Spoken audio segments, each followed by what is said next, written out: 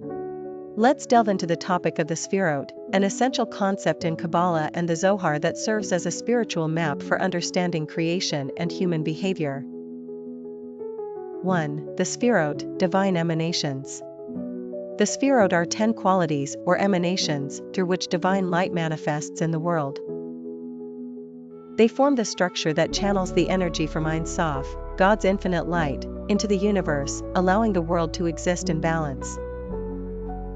Each of the Sefirot has a unique function and represents a specific aspect of God. They are arranged in a structure called the Tree of Life, which shows how these emanations interact and flow into one another.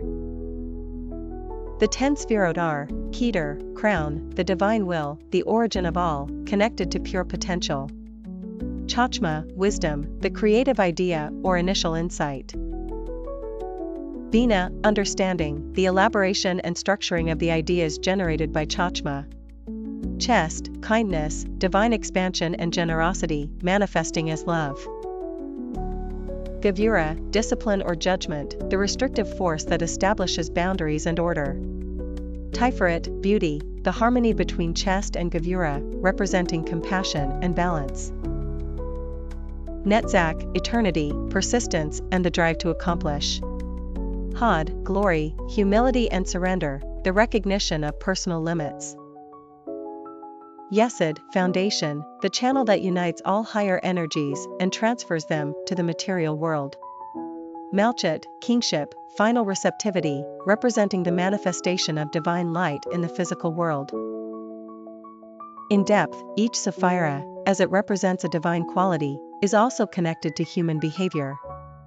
We mirror these emanations, and by studying the Sefirot, we can understand how these divine forces influence our own emotions, decisions, and actions.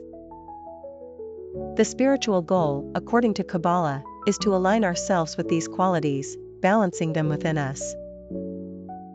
2. The role of balance, chest, Gevurah, and Sefirot. A central point in the study of the Sefirot is the balance between the forces of chest, kindness, and Gevurah, discipline or judgment. Chest is expansive, generous, sometimes even excessive in its nature. Gevurah, in contrast, is restrictive, imposing boundaries and ensuring justice and discipline. True spiritual harmony is found in Sefirot, which is at the center and represents the balance between these two forces. Sefirot teaches us that while kindness is essential, it must be moderated by discipline. At the same time, discipline needs to be tempered with compassion. Personal reflection, this balance between kindness and discipline is a profound teaching we can apply to our lives. If we are excessively generous without wisdom, we may end up enabling harm. If we are overly strict without compassion, we might stifle growth and harmony. Sefirot challenges us to find this perfect balance. 3. The Sefirot as a path to self-improvement. Each Sefirá is not only a description of divine qualities, but a path of self-discovery and self-improvement for each individual. By consciously working to develop each of the Sefirot within ourselves, we refine our qualities and draw closer to the spiritual ideal. For example, working on chest means expanding our hearts, being generous and welcoming, but not losing ourselves in excess. Developing Gevurah involves working on our self-control and ability to set healthy boundaries. Cultivating Sefirot is the ongoing effort to balance love and judgment, finding compassion and harmony in our interactions with others. Each Sefirá is interconnected with the others, and the spiritual challenge lies in balancing and harmonizing these qualities. Personal reflection, in our spiritual journey, how are we balancing these forces in our lives? Where are there excesses of generosity or rigidity? How can we harmonize internal forces to become more balanced and compassionate beings? 4. The path of the Sefirot in creation. Beyond being a map for human behavior, the Sefirot also describe the process by which the universe was created. Ein Sof, being infinite, channels its light through these 10 emanations so the material universe can exist in a structured way. Each Sefirá filters and refines divine light until it can manifest in the physical plane. Malchut, the last Sefirá, represents the physical world.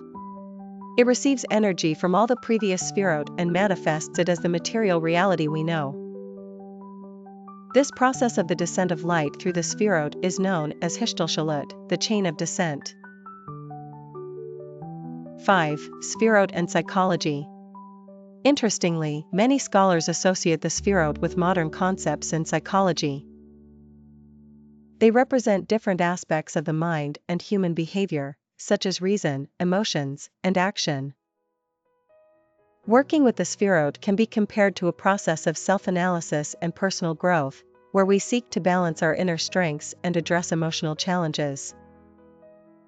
Personal reflection: how can you use the Sefirot to reflect on your emotions and behaviors? For instance, how do you manage generosity and restraint in your relationships? This deep study of the Sefirot gives us valuable tools to work on our spirituality and behavior.